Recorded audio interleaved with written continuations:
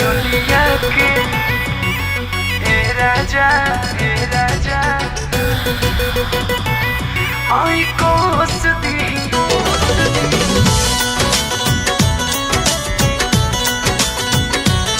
आई कोस दी ए राजा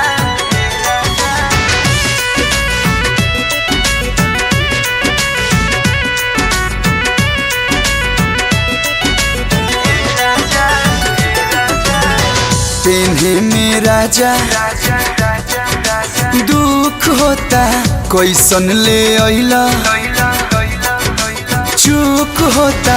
पेन्हे में राजा बड़ी दुख होता कैसन ले अइला की चूक होता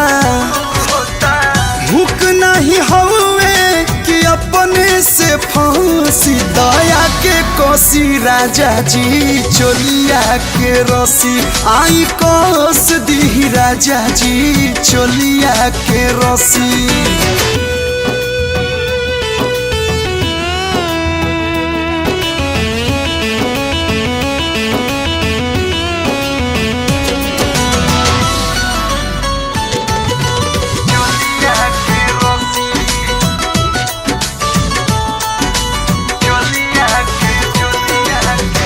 मानतानी नया एक बड़ुए डिजाइन आ पेन्हला पे राजा लागी बड़ी फाइन ए राजा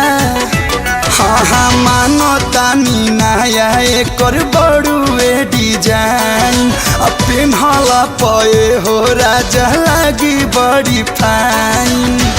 खाड़ू होके दुआरे पैसे ना हंसी दया के कोसी राजा जी चोलिया के रसी आई कोस दी राजा जी चोलिया के रसी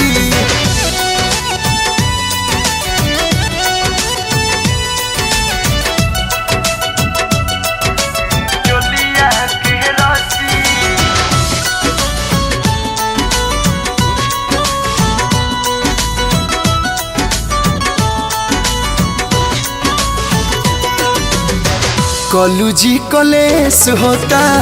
पहुँचे न हाथ जी आई तो धनिया के दे दिन साथ जी आई ना हर कलू जी कलेस होता पहुँचे न हाथ जी आई तो धनिया के दे दिया अपन साथ जी छोटन मनीष फेरू जाइब तरसी दया के कोसी राजा जी चोलिया के रसी आई कोस दी राजा जी चोलिया के रसी।